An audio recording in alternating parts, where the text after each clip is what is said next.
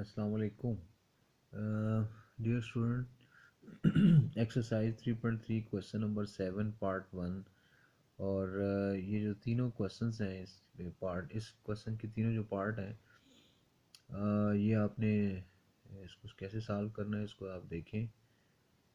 ये 4x4 determinant है। तो सबसे पहले हम इसे 3x3 में कन्वर्ट करने के लिए कोई भी ऑपरेशन रो ऑपरेशन या कॉलम ऑपरेशन से इसको हम सॉल्व कर सकते हैं।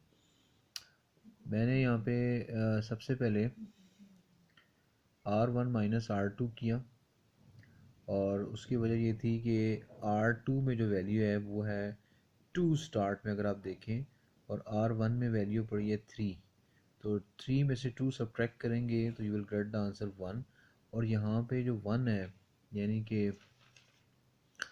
जो R1 माइनस R2 ऑपरेशन मैंने किया 3 माइनस 2, यहाँ पे मुझे 1 चाहिए। इसकी मदद से मैं 4x4 डिटर्मिनेंट को इजीली 3x3 में कन्वर्ट कर सकता हूँ। आगे आप देखते जाएंगे तो आपको ये चीज़ें क्लियर होती जाएंगी।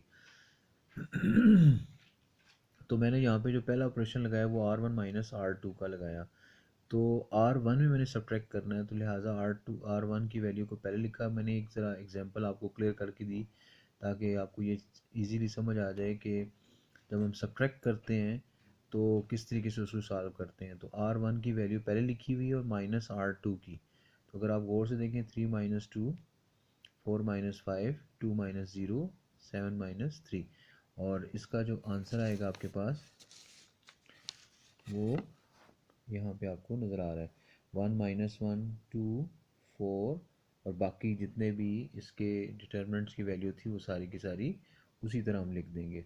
उसके बाद ये जो टॉप 1 पे यानी कि फर्स्ट रो फर्स्ट एलिमेंट है 1, इसकी मदद से बाकी जो रो R2 है, R3 है और R4 के पहले एलिमेंट्स को हम ज़ीरो बनाएंगे।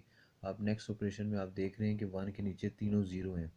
मैं आगे फर्दर आपको बताऊंगा कि इसका हमने क्यों सॉल्व किया, ताकि हमें इसमें सोल्यूशन में कैसे इसकी हेल्प मिलती है मैं आपको साथ साथ बताता जाऊंगा। तो ये यहाँ पे जो ऑपरेशन लगेंगे वो R2 minus 2R1, R3 minus R1 और R4 माइनस R1।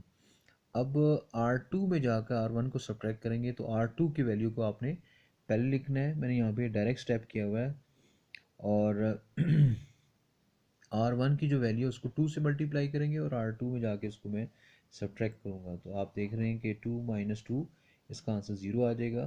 फिर 5 और माइनस माइनस प्लस 2 1 ज़ा 2 और 5 और 2 7 बन जाता है।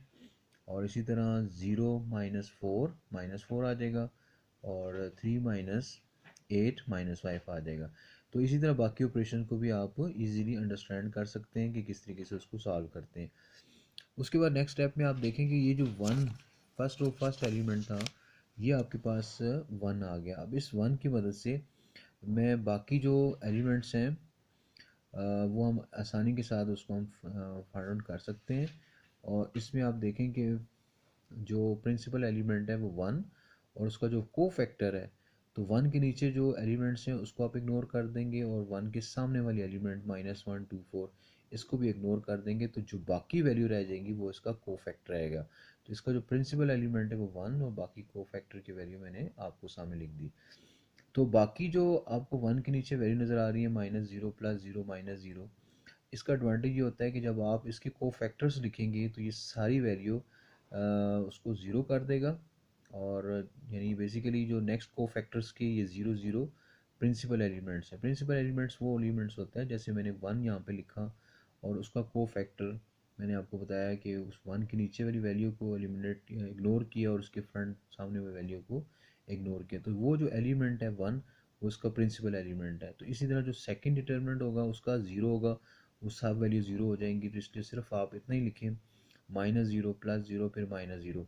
बेसिकली ये जो माइनस है और प्लस है माइनस साइन, ये minus 1 raise to power I plus J, I इसकी रो को शो करता है और जे उसके एलिमेंट्स को। तो बस आप इतना ही अंडरस्टैंड करें कि माइनस 1 पहले माइनस फिर प्लस फिर माइनस लगा दें।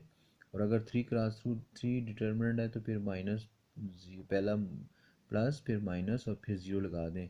बस इतना ही काफ़ी है, क्योंकि फिर ये आसानी से आप इसको टाइम आप सेव भी कर सकते हैं एग्ज़ाम में और आसानी से इसको सॉल्व भी कर सकते हैं।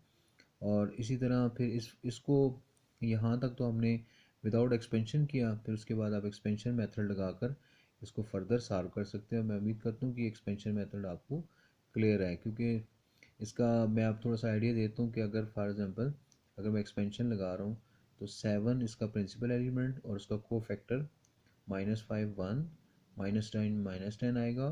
7 के नीचे जो एलिमेंट्स है उसको आपने इग्नोर करना है और 7 के सामने वाली -4 -5 को भी इग्नोर करना है। तो बाकी को आप जब आप सॉल्व कर लेंगे तो finally you will get the answer, और वो आंसर आपके सामने स्क्रीन पे नज़र आ रहा है 305। तो मैं उम्मीद करता हूँ कि आपको ये चीज़ क्लियर होगी। Thank you.